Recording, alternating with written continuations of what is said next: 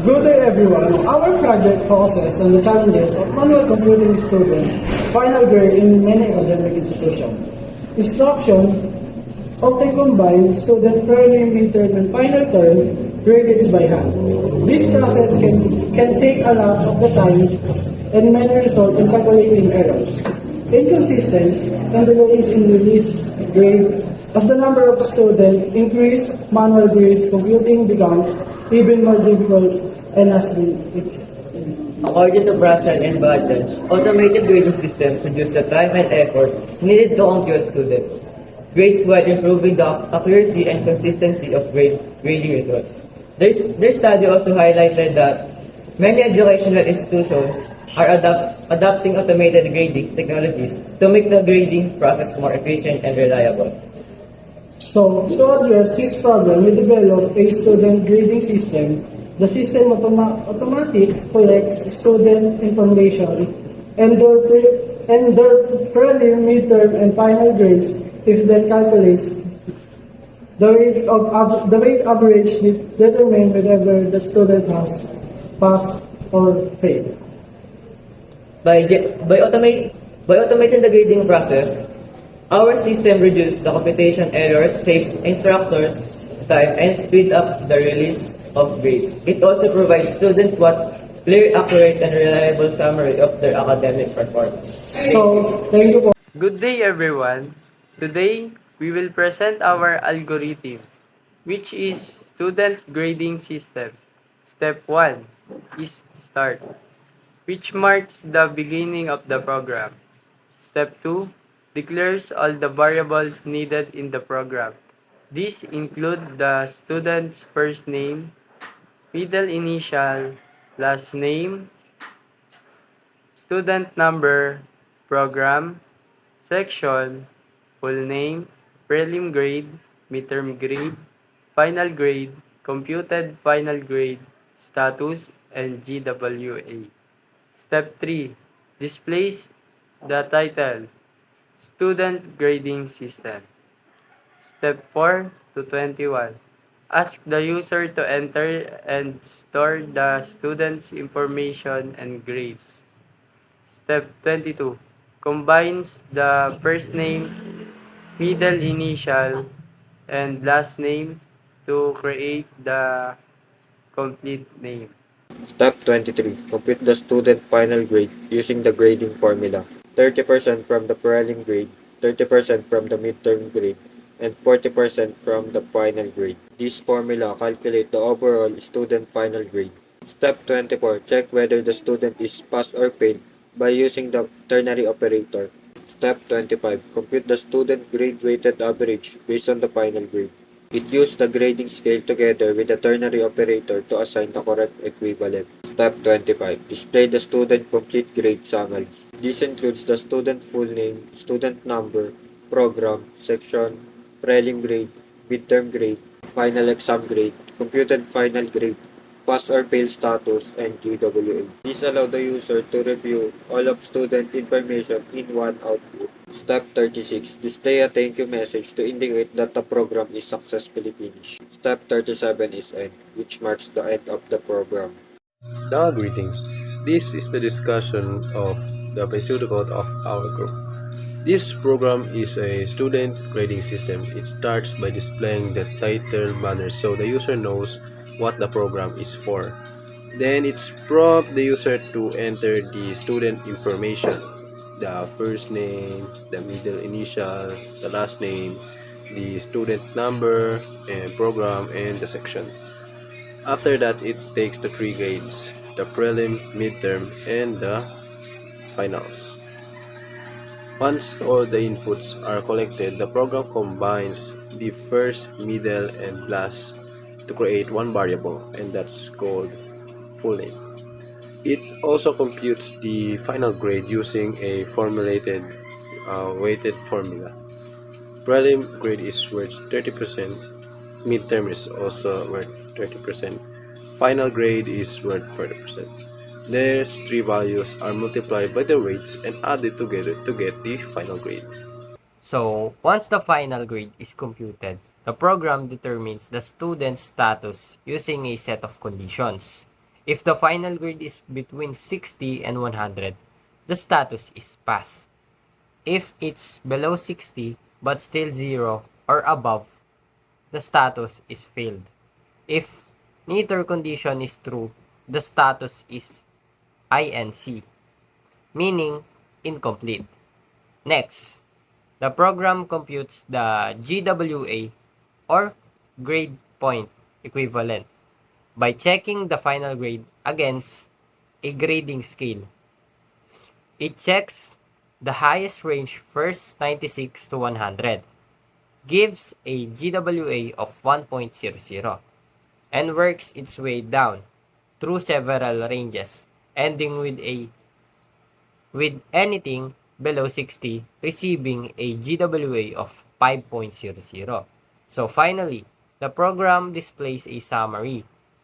The student's full name, student number, program, and section, the three individual grades, and the computed final grade, the status, and the point grade.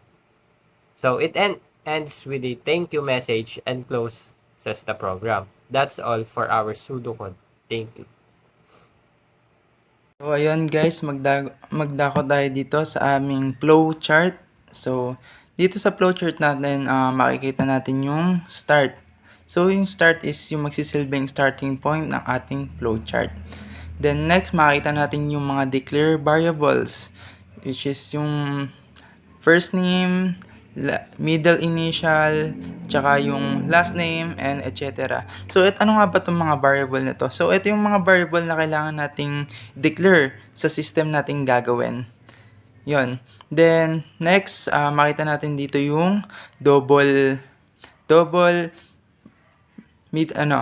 prelim grade, midterm grade yung, and final grade, then GWA natin. So dito gumamit lang tayo ng double in case na ang grade ng student ay mapapatapat sa decimal or whole number.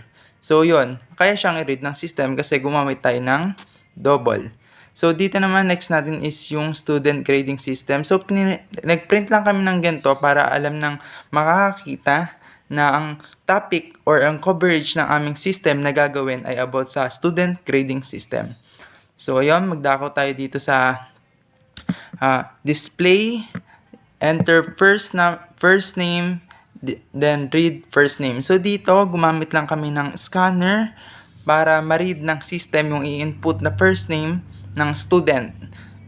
So yun, then ganun din sa susunod sa middle initial, last name, then section, program, student number, then dito rin sa prelim grade, then sa midterm grade, tsaka final grade.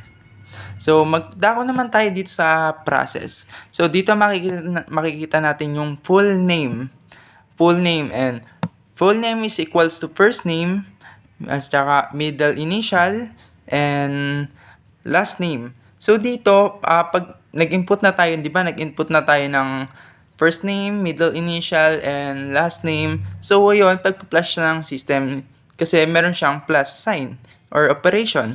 So ito, halimbawa, ako, in-input ko is yung first name ko ay John Zane, then Mesa naman sa initial, sa middle initial, then Delmo sa last name. So pag pinagsama siya ng system, ang maglalabas na result doon ay John Zane Mesa Delmo. So, ayun. Then, sa next, makikita natin dito yung final grade is equals to prelim grade. Dito sa prelim grade, yung prelim grade na makuha natin ay prelim grade na equivalent to 30% ng overall grade natin. So, dito naman sa, same lang din siya sa midterm grade. Meron siyang 30% na hatak sa grade, na pagiging final grade natin. So, dito sa final grade natin, which is yung parang third, yan, yung pangatlong quarter, kumbaga kung tutusin, ganun. Dito naman sa final grade, ito yung pinakamataas, which is 40% na pinakamalaking hatak sa may ano natin, grade natin sa makukompute sa finals. Then, yon. Dako naman tayo dito sa final grade is greater than or equals to 60 and final grade is less than or equals to 100. So, dito kapag ang nag-range yung grade mo or pumasok siya 60 above yung grade mo, possible ang malagay sa na mark is passed. Yon. Then, if di naman siya di pumasok sa 60 to 100 na range, so, papasok siya dito sa final grade is greater than or equals to 0. So, dito, possible, halimbawa, ang range talaga nito is 0 to 59. So, halimbawa, yung grade mo naging 59 na or below, so, possible maging, failed ang makuha mo, or less kung mas mababa pa doon, or pwedeng incomplete ang makuha mo. Yon. Then, magdako naman tayo dito sa may next natin. Sa GPA is equals to 90 greater than or equals to final grade. Final grade, then, or less than or equals to 100. So, dito, kapag sinasabi dito na, halimbawa, ang grade mo ay nasa pasok sa range ng 96 to 100, ang possible mong makuhang general weight average ay 1 or 1. So, ayun. So, kung hindi naman siya pumasok, let's say, ang naging grade mo naman is 95 to 90 or 90. So, papasok naman siya sa susunod na ang general average mo ay magiging 1.25. So, kung hindi naman siya pumasok doon, ang naging grade mo naman is 89 to 86. 86 to 89 yung nag-range, yung yung grade. So, possible ang papasok na dito sa susunod is which is 1.50 na general weight average. Then, dito naman sa next, if di naman siya pumasok, dito naman pumasok sa 81 to 85.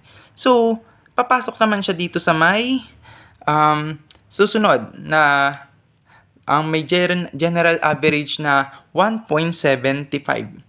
So, yan. Next, dagdag ko naman tayo sa susunod. Ang halimbawa naman ang grade mo, naging 80 to 7 to let's say 80 to 79. Ganon ang range ng ng grade mo. Ang possible mong makuha na general weight average ay 2 mismo. 2 na general weight average mo. Then sa susunod naman kung ang nag-range naman yung grade mo to 76 to 78, ang pwede mo nang makuha ang general weight average ay yung susunod which is 2.25 na general weight average. So, kung di naman pumasok doon, ang range ng sayo is 71 to 75 yung naging range ng ng grade mo. So, papasok na siya dito sa susunod which is yung 2.50. Yon. Then, kung di naman pumasok doon, so, bumaba uli, naging 6. Pumasok naman siya sa range na 65 to 70, ang pwede mo naman makuha is 2.75 na general weight average. So, dito naman, makikita din natin yung dito sa pangalawa sa dulo, dito naman, kung ang nag-range, dito sa may 60, yung final grade is equals to or greater than or equal to 60. So, halimbawa, ang grade mo ay pumasok sa range na 65 to 60, so ang pwede mo maging grade ay magiging 3 na mismo. So, dito naman sa pinakadulo, maka-consider na talaga na bagsak ay yung general weight average na 5. So, dito naman, in case na di pumasok sa passing grade yung range, sa range ng passing grade yung grade mo, sa final grade mo, so, pwede kang mamarkahan as 5 na may general average na 5. So, ayun. Then, proceed tayo dito sa may next natin. Dito sa may output. Output natin. So, ayun. Mag-proceed na tayo dito sa may last natin which is yung sa display output. Dito sa display output, makikita natin yung student name. Student student grade summary. So dito pinrint lang namin siya. Then sa next ay makita natin yung name na name is plus 2 full name. So dito 'di ba, ang nakita natin kanina, halimbawa pag in-input mo yung first name, middle initial and last name mo, pag pinag-a-add siya ng system, magiging full name na siya. Pag sama-samahin na siya. So dito, since na-compute na siya ng system na pagsama-sama na siya, so yun ay magiging value ng full name na variable. So dito, mapiprint lang yon yung full name dito. Then dito naman sa student ID or student number. So dito sa student number, kanina makita natin sa simula na pwede mo, pag na-enter mo yung student number mo, so yun, mapiprint na siya dito as a result. Then, doon din naman sa program and section. Dito sa program and section, ganun din sa katulad sa student number, kung na-input mo siya sa una, then, yun, mapiprint siya sa result. Then, next, ganun din sa prelim grade, midterm grade, at saka final grade. So, kung ano yung in-input mo dun sa prelim, sa midterm, at saka sa final grade, iprint siya dito. Then, dito naman siya compound grade plus final grade. Dito naman sa final grade, i-compute na siya. Yun, i-compute na yung tatlong in-input. Then, next, dito naman sa status. So, dito sa status, mapapalabas na dito kung pasa nga ba or bagsak yung range. Kung pasok nga ba sa range ng passing yung grade mo or hindi siya pumasok. So, yun. Dito naman siya sa point grade or dito dito sa general weight average or GWA. Dito naman makikita natin yung kung ano ba yung magiging grade mo, or 2 ba, 2 or 1, 3 or 5. Or yun, dun siya papasok. Then dito sa output lang, sa thank you, nasa pinakadulo siya, pinrint lang namin siya. Then sa display, then yung N as a endpoint ng ating flow chart. So, yun lang. Bye! Dangal greetings, Sir Janos and everyone. I'm David G. Cortesa and I will be explaining the Java implementation of student grading system. So, nag-umpisa yung code namin sa import Java util.scanner. So, ito yung sa scanner, which allows the user to enter or put input. Ayan, starting ng program, public class main, public static void main, string arguments. Then, ayan, curly braces. So, inside that, the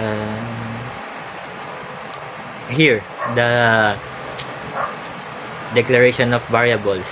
There are kind of variables. Example, this string. We use string because it's letters. It can be letters, numbers, or combination of letters, numbers, and symbols. In the double variable, na-store niya lang yung may decimal places. 2 decimal places. Ayan, scanner, starting ng scanner. Ito, system.out.print student grading system. Wala lang to, ano lang siya, header lang siya, kumbaga design lang para mas maganda siya tignan. Ayan, system.out.print, enter first name. Now the program now is asking the user to put their first name. So, gamit ang scanner, makakapag-type yung user ng data or kung ano. Hello, ba't pa? Bilisan ko na lang. Kapag nag-enter ng first name yung user, it will be stored to first name. So, magiging value ng first name is yung input ng user after the entered. So, equals scan.next line. Next is middle initial. Ganun din po, katulad sa first name, may stored siya sa middle initial naman. Next line kasi string po yung ginamit namin na data type. So, ayan, enter last name. Ito naman, dito sa student number. sa student number, pwede naman kami gumamit ng integer kasi whole number naman yung student number. Pero since hindi naman namin i-compute yung data or yung magiging yung student number, ginamit na lang namin yung string para mas madali. Ayun, enter system.out.print enter program. The program now is asking the user to enter their program and section. So after that, the system.out.print enter prelim grade. Dito naman, ito yung double na data type. Ang ina-accept niya lang na data type again yung yung may mga pwedeng integer pero pwede ring pero mas kapag gumamit ng double, may decimal places expected, so magpiprint siya ng may decimal. So ayan, after the user input or enter their prelim grade, it will be stored in the prelim grade. Same as the midterm, it will be stored in midterm. Finals grade will be stored in the finals grade. So ito yung process. So dito naman sa full name, pinag-combine namin yung first name, middle initial, and last name sa isang variable. Pwede yun. Turo sa amin. Gamit yung class. So ayan, full name, first name, plus double quotation, space, plus middle initial, plus double quotation, dot, space, double quotation, plus last name. So ayun, kapag pinrint natin yung full name, pagsasamahin niya yung first name, middle initial, and last name ng user, kung ano yung input na user. So dito naman sa final grade, gumamit po kami ng ternary operator to calculate. Ay, hindi po pala, hindi pa to yung ternary. Ito yung final grade, yung kinompute naman na prelim grade, midterm, and final grades. So ito na, 30% sa prelim, and midterm, then 40% sa finals grade. So total of 100% yun kapag pinagsama-sama. So kung to determine whether the user pass or failed, dito kami gumamit ng ternary operator. Status is equal to, open parenthesis, final grade is greater than or equal 60, or final grade is greater than or equal 100. Pass. Final grade is greater than or equal to 0. So ayan, failed kapag 59 below na siya or incomplete. Sa part na to, sa line of code na to, dinidetermine natin kung makapasa ba yung student or bumagsak siya. Malalaman natin na pumasa yung student kapag 60 or between 60 or 100 yung grade ng user. So yung status, ang magiging value niya is yung pass. So kapag pinarint natin yan, magiging pass yung student. Or kapag 59 below naman, ayun, magiging failed siya. Kung mag-input naman ng ang calculated na midterm, prelim, and final grade ay negative, magiging incomplete yun kasi invalid siya. Magiging invalid. So ito naman, nested ternary operator. To determine what's the point grade of the user, we use nested ternary. So GY is equal to final grade greater than or equal, and final grade 1.0. Final grade 1.0 magiging magiging value niya kapag nag-true yung condition na nasa unang parenthesis. Sa pangalawa naman, pag nag-true to, ay kapag nag-fail yung unang condition, pupunta siya sa next. Kapag nag-true naman to, magiging 1.25 yung value. Kapag nag-fail, pupunta siya sa baba, and so on. And so on. Sa last naman, kapag wala sa condition yung tumama, or walang nag-met ng condition, magiging 5.0 yung grade. So next, the output. Here in output, system.out.print line, headers ng summary. So alam natin na ito yung summary ng estudyante. system.out.print name plus full name. Ayan na. Hindi na natin minano-mano kasi pinag-isa na natin siya. 'Di ba? Pinagsama-sama natin yung first name, middle initial, and last name sa isang variable. So, kapag pinrint natin yung full name or nilagay natin yung full name dyan, full name yung lalabas. So, student ID, program, and section, pinagsama ko na lang. Sa prelim grade, yung mga in-input ng user, ito yon. Ito yung mga in-input ng user. So, next is ito, system.out.f. Ito, gumagamit lang tayo ng printf kapag nagpiprint tayo ng double. So, alam natin, or float, kapag ililimit natin, para malimit natin yung decimal points. Hindi tayo gumagamit ng addition ng plus to add this, but the comma. Next is the print line, status kung nakapasa ba yung estudyante or user or hindi. Printf ulit kasi point grade, so nililimit na ulit natin siya kasi baka humaba yung code natin ng madami to Jiwa. Ayan, let's try this code. Dangal greetings everyone.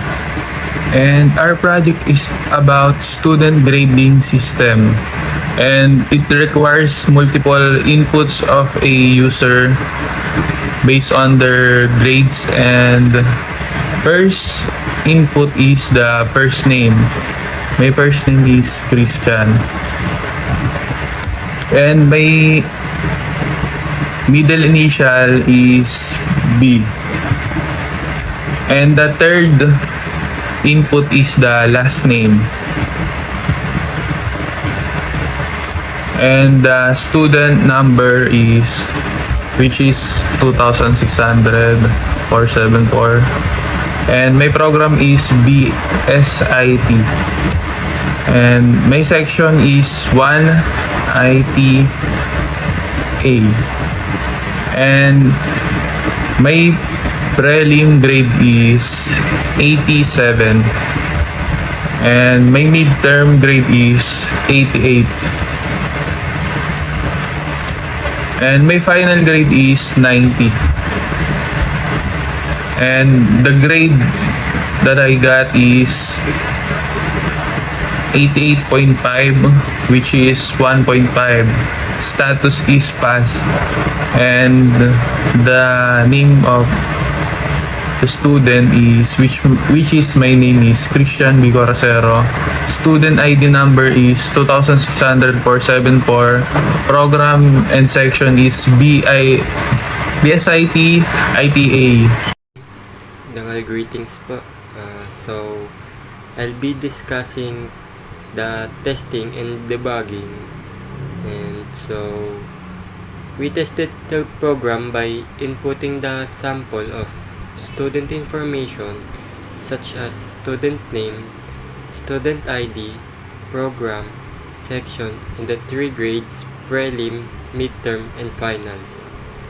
So we checked that all the entered code is correctly displayed in student grade summary.